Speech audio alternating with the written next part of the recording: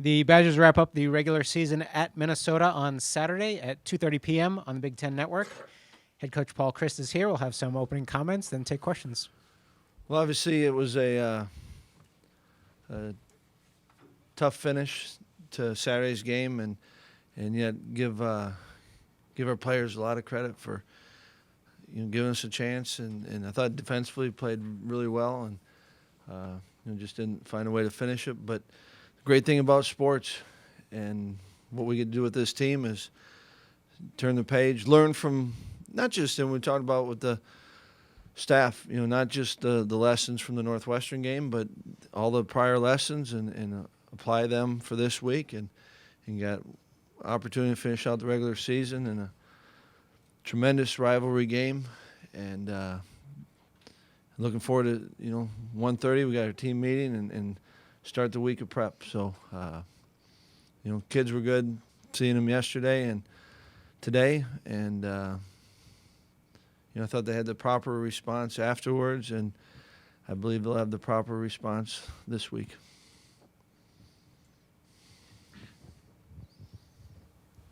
Paul, I know you're probably walking a line between wanting to revisit the Northwestern game a little bit and move on, but I Not really walking it. Well, I heard you on the radio this morning talking to the Big Ten office. Can you share who specifically you talked to and just how that went? Yeah, I've felt Bill Carollo's been great, and have always been able to talk to him, and got he told me what to call, and where it was at, and we get to move on.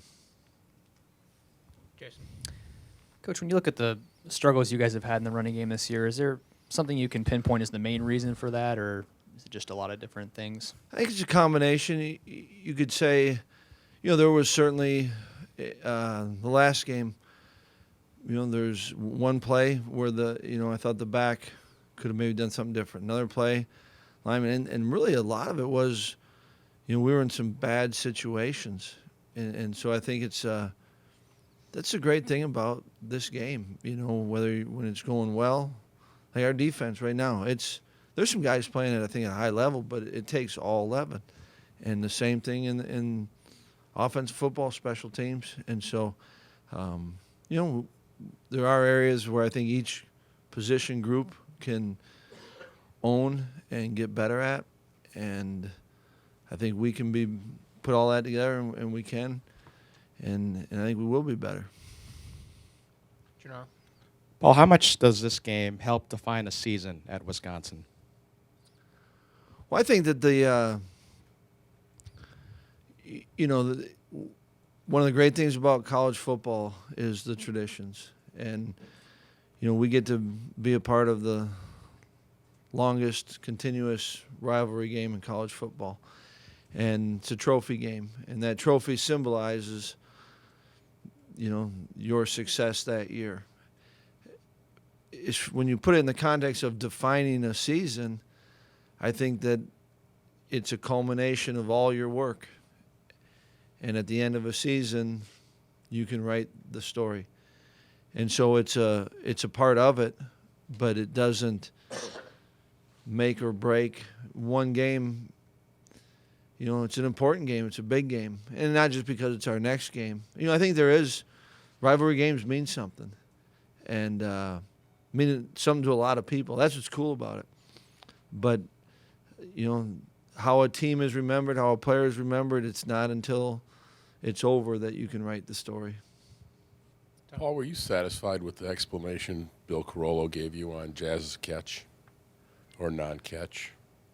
I understood what he was saying, and therefore I'm satisfied that we got to move forward. And I get where he was clear with it, and I get that. But it's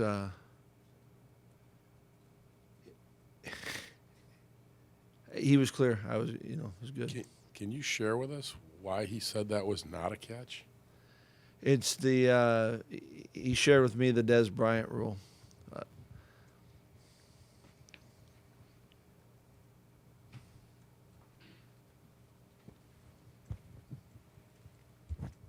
So is it a rule that's applied properly and we need to look at the rule? I just called Bill. It really didn't matter once it was called. It's what it is, and you know what? We still had opportunities. You know, we still had opportunities, and we didn't execute it. So was the rule applied properly in your mind? I had nothing to do with it. You know, it's and I understand what he was saying. You know, I haven't seen all the different angles to be indisputable, but I do think that everyone tries to get it right. You know, I really do, and so you know, we put ourselves in a position, and we didn't finish it, and that's where we can be better.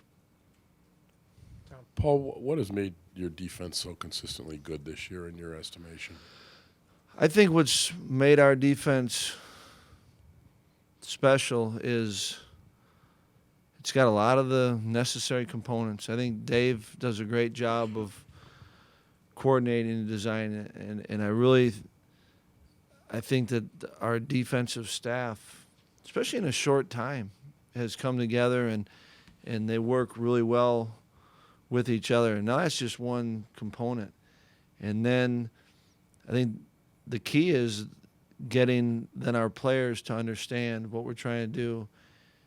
Now you put on top of that, I think we've got some really good players doing it. So I think anytime you've got a good scheme, good players, you've got a chance. And I think now they're playing with an edge. And you know what? We're going to be tested again this week. But you know, there's a confidence. I think they're working on the right balance of being confident, but not assuming it's going to happen, or just thinking that we're going to show up and we're going to stop them. And I think they enjoy playing with each other and playing off of each other and trusting each other. So I think you just start. Each of those are important in its own, but when you put it together, I think that's what's allowing them to have success. And you know, I know this from being around good units. Then there's the pressure of doing it again, and I think they kind of relish that and know that. You know, if they just think it's going to happen, it doesn't. And so I think they got the right makeup, and so it's the right people involved and the right makeup chemistry. I think that's what gives them a chance to be good. Paul, you said you had a couple chances, obviously, after the non-catch by Jazz. And after the game, I asked you about that sack by Joel on second down. You said if it was muddy, he's got to get rid. Have you reviewed that play, and is there anything that could have done better to avoid the sack? Well, I think there's a split-second opportunity to make the throw, or give it a us or nobody chance, and we didn't do that. Was anyone open on that side, the right side? That's where he was looking. It's where he's looking. It wasn't wide open. You know, when we were looking at it, we thought, he saw when we did it, and you know what, and it's, you get a chance to. I'm watching it, and I had, my feet up on my desk, and I got the clicker, and I got a ton of respect for and I said this about Alex. These guys put themselves out there, and there's a risk of reward, and there's a risk of failing, and a lot of admiration for that. And you know what? They do the best they can, and they're going to learn from it. That's what's, it's a teachable moment. And for me, as well as Joel and everyone else, and you guys all know this, that there's a lot of focus on 3, 4, 5 plays in a game, rightfully so. But there's a lot of football that puts you in that position, either to have that chance or to knock you out of it. And so one of the things I love about this team is they're resilient, and they own what they do, good and bad. And we got a great opportunity this week to play one more game, regular season, and I'm looking forward to that. Jesse. Paul, even before the season began, Jerry Kill was talking about the importance of winning this particular game, and Tracy Claeys has kind of continued that. I know you're on the Wisconsin side, but Big time. do you do you have an idea of what this means to them, especially given that they haven't won 11 in a row? I mean, can you imagine a rivalry that is that one-sided for that long? Haven't gone there at all. I'm glad to be on this side, and I appreciate and respect, the game and certainly, Minnesota. And, I'm not saying any of that, but really, for me to spend any time thinking about what someone else is thinking is a waste of time, and keep busy enough focusing on what matters to us and our team and our guys. That's good. Paul, Corey, after the game, said that, made a comment saying that next year he didn't want his last game at Camp Randall to be a loss. I guess I'm wondering what kinds of discussions have you had with him recently about his future, and do you expect him back next year? I haven't had any recent discussions with Corey, other than this week and this here. So there'll be a time, and I'm sure we'll talk about it. But I haven't had any recent discussions. Can you give us any update on Derek Tyndall and Walker Williams?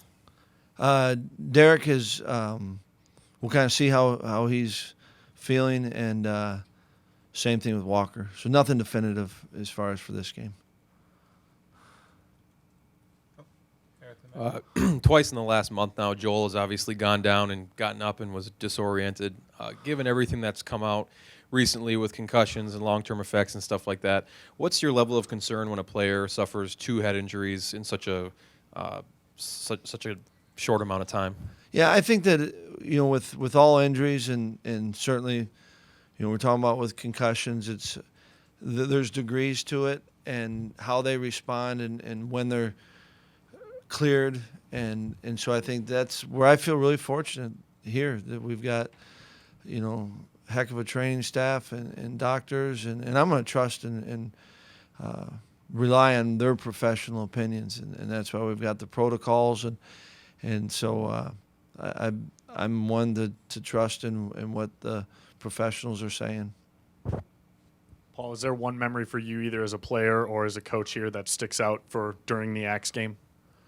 It's I've been fortunate, in my opinion, to be around, be a part of a lot of them. Went as a kid and would go with my dad and go to the games. So as someone in the stands, and I've certainly got very fond memories of that. And then was able to, be a coach's kid during it, and then I was able to play in it, and then coaching in it. I think so. There's a ton of them, and to be able to pick 1 or 10 would be hard. I think if pinned down to my top 3, I think it's just the thought of me and my dad going to the game, and then it's all the different moments that I enjoyed coaching and seeing others experience it. So, not one, but a lot of great memories. Through the years, former players have come in and addressed the team and that sort of thing. How do you educate your team this week? Yeah, I think I was fortunate enough to work with Jim Huber here, and Hubes had been on both sides of it, and then those of you who know Hubes, the Cliff Clavin of many things, and like he used to always tell me a font of useless information, which I kind of found fascinating. So I learned from, so seeing Hubes go through it, and I think there is, so we're going to just talk it and try to educate. And some of it, I'm not going to try to mimic Hubes. Hubes had perfected it. And, but, they need to know that it's not just the axe, the slab of bacon. And even later on, I was able to find out, I think Hubes kind of doctored some of the stories, but it made it pretty good. But I think just talking it and making sure guys, I think it's a way they can appreciate. If they understand some history, then they can appreciate when we just say it's the longest rivalry, continuous rivalry, they can follow that statement. But when they hear some stories, I think it brings it to life a little bit. Would you call Minnesota's record misleading in regards to how tough they actually are? Because it seems like they've taken some highly ranked teams down to the wire. Well, they absolutely have done that, and really records don't matter when you're getting ready to play someone. What matters is the tape, and you throw the tape on, and you know where and why they're a good team, and you know that the challenges that they present to you, whether it's individual matchups or, offense and defense and special teams. So our players know, and they've played against, these guys, and they've certainly played against, a lot of them have played against Minnesota. We know what a good team they are. And I don't think anyone starts with the record, and we've all been in this enough that the record doesn't mean anything anyways. It's who's going to be the best team in that stadium that day. And you don't have to fabricate and make it up. And our players know, and they see the tape, and they know it's going to be a heck of a challenge. Well, what's the plan for the players for Thanksgiving? It's Thursday's practice. Very thankful for that.